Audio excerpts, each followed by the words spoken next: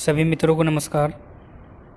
जैसा कि आप सभी जानते हो, हम आपके लिए एक नए अध्याय के साथ प्रस्तुत होते हैं और वैसे ही आज हम आपके लिए भारतीय संविधान भाग 2 में 20 प्रश्न लेकर आए हैं।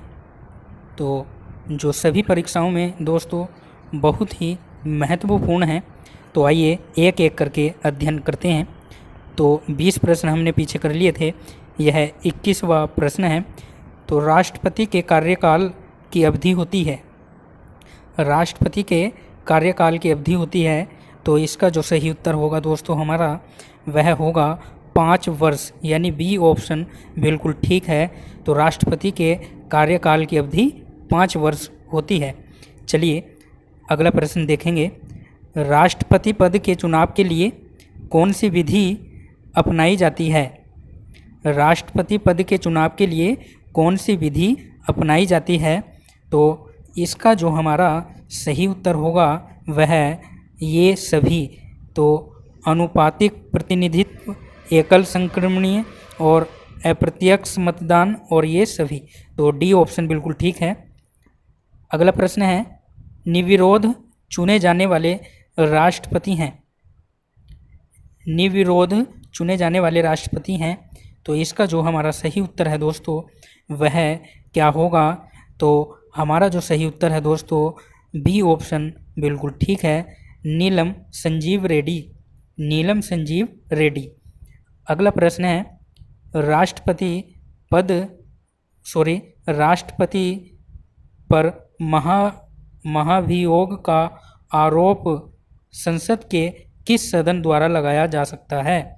तो इसका सही उत्तर है दोस्तों सी, संसद के किसी सदन द्वारा, यानी लोकसभा, राज्यसभा, यानी संसद के किसी भी सदन द्वारा लगाया जा सकता है। 25वां प्रश्न है, भारतीय सेनाओं का सर्वोच्च सेनापति कौन होता है? भारतीय सेनाओं का सर्वोच्च सेनापति कौन होता है? Supreme commander. तो इसका सही उत्तर है राष्ट्रपति। भारतीय सेनाओं का सर्वोच्च सेनापति राष्ट्रपति होता है। अगला प्रश्न है, भारतीय संविधान के अनुसार संघ की कार्यपालिका शक्ति किसमें निहित है? तो इसका जो हमारा सही उत्तर होगा दोस्तों वह है ए, राष्ट्रपति में भारतीय संविधान के अनुसार संघ की कार्यपालिका शक्ति निहित होती है।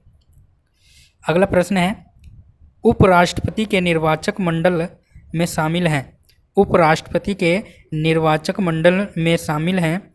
तो कौन शामिल होते हैं उपराष्ट्रपति के चुनाव मंडल में? तो दोस्तों इसका जो हमारा सही उत्तर है वह है राज्यसभा एवं लोकसभा के सदस्य। राज्यसभा एवं लोकसभा के सदस्य उपराष्ट्रपति के चुनाव निर्वाचक मंडल में शामिल होते हैं। अगला प्रश्न है, राष्ट्रपति राज्यसभा के कितने सदस्यों को मनोनीत करता है? तो इसका सही उत्तर है 12। ए बिंदु बिल्कुल ठीक है। राष्ट्रपति राज्यसभा में 12 सदस्य मनोनीत करता है। अगला प्रश्न है, भारतीय संसद के ऊपरी सदन को कहा जाता है? Upper house. भारतीय संसद के ऊपरी सदन को क्या कहा जाता है? राज्यसभा। तो इसका सही उत्तर है दोस्तों राज्यसभा। तो भारतीय संसद के ऊपरी सदन को राज्यसभा कहा जाता है। अगला प्रश्न है, प्रधानमंत्री की नियुक्ति कौन करता है? प्रधानमंत्री की नियुक्ति कौन करता है? तो इसका सही उत्तर होगा हमारा, जल्दी से बताओ। तो इसका सही उत्तर है दोस्तों राष्ट्रपति। प्रधानमंत्री की नियुक्ति राष्ट्रपति करता है दोस्तों यह सारे ही प्रश्न महत्वपूर्ण हैं परीक्षा की दृष्टि से। तो इनको याद करना और नोट्स भी इनके बनाते चलना साथ साथ में, जिससे दोबारा वीडियो देखने की आपको ज़रूरत ना पड़े। चलिए अगला प्रश्न है, यदि प्रधानमंत्री या कोई अन्य मंत्री सदन का सदस्य नहीं है तो उसे पद पर बने रहने के लिए कितने दिनों के अंदर संसद का सदस्य बनना आवश्यक है? तो इसका सही उत्तर क्या होगा? तो इसका सही उत्तर है दोस्तों 6 माह। बी ऑप्शन ठीक है, 6 माह। तो मैं बता रहा था आपको, यह सारे ही प्रश्न बहुत ही महत्वपूर्ण हैं, तो इनको याद करना है दोस्तों। चलिए अगला प्रश्न है, मंत्रिपरिषद सामूहिक रूप से किसके प्रति उत्तरदायी है? मंत्रिपरिषद सामूहिक रूप से किसके प्रति उत्तरदायी है? तो इसका सही उत्तर है दोस्तों, इसका सही उत्तर क्या होगा? तो इसका सही उत्तर है सी, लोकसभा। तो मंत्रिपरिषद सामूहिक रूप से लोकसभा के प्रति उत्तरदायी होता है। अगला प्रश्न है, लोकसभा की अधिकतम सदस्य संख्या हो सकती है, यानी लोकसभा में अधिक से अधिक कितनी संख्या हो सकती है सदस्यों की? तो जल्दी से बताएं। तो लोकसभा की अधिकतम संख्या जो है 552 हो सकती है। 552 जो है लोकसभा की अधिकतम संख्या हो सकती है, इससे ज़्यादा लोकसभा में सदस्य नहीं हो सकते। अगला प्रश्न है, राज्यसभा की अधिकतम सदस्य संख्या है। अब इसमें राज्य की अधिकतम सदस्य संख्या बतानी है, तो राज्यसभा की अधिकतम जो है सदस्य संख्या कितनी हो सकती है? तो इसका सही उत्तर है सी, 250। अधिकतम संख्या राज्यसभा में 250 हो सकती है। चलिए अगला प्रश्न देखेंगे, और अगला प्रश्न है, किसी विधेयक को धन विधेयक के रूप में कौन प्रमाणित करता है?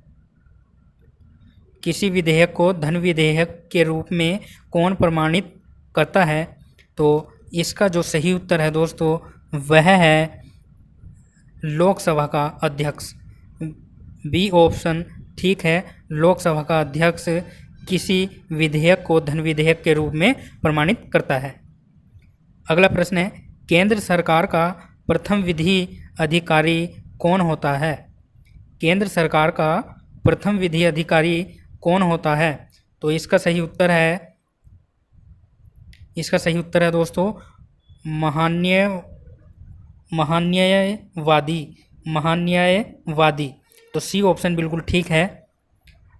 अगला प्रश्न है 37, संघ राज्य क्षेत्रों का प्रशासन कौन चलाता है? संघ राज्य क्षेत्रों का प्रशासन कौन चलाता है?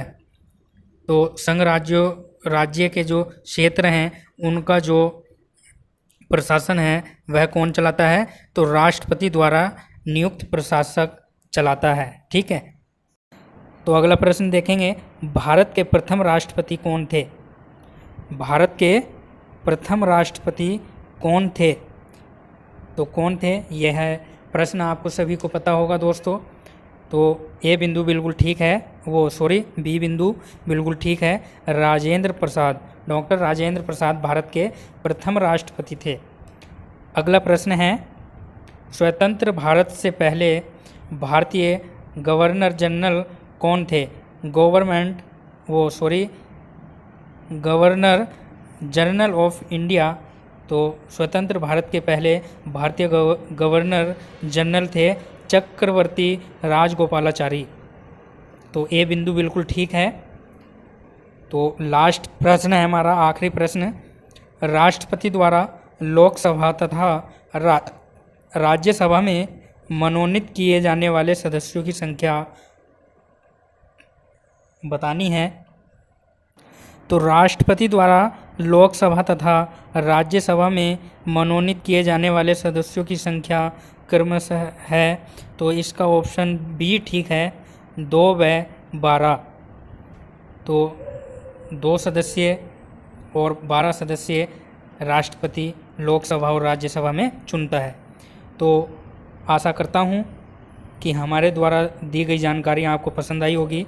अगर वीडियो पसंद आई हो तो दोस्तों लाइक करना, चैनल को सब्सक्राइब करना और वीडियो को शेयर ज़रूर करना दोस्तों, अपने मित्रों के साथ, अपने भाइयों के साथ, अपने जानने पहचानने वालों के साथ वीडियो को शेयर करना, ताकि वो भी इस जानकारी का लाभ प्राप्त कर सकें। तो मैं फिर से कहूँगा, चैनल को सब्सक्राइब कर देना और वीडियो को लाइक व शेयर कर देना दोस्तों। चलिए फिर मिलेंगे अगले अध्याय में, तब तक के लिए नमस्कार दोस्तों।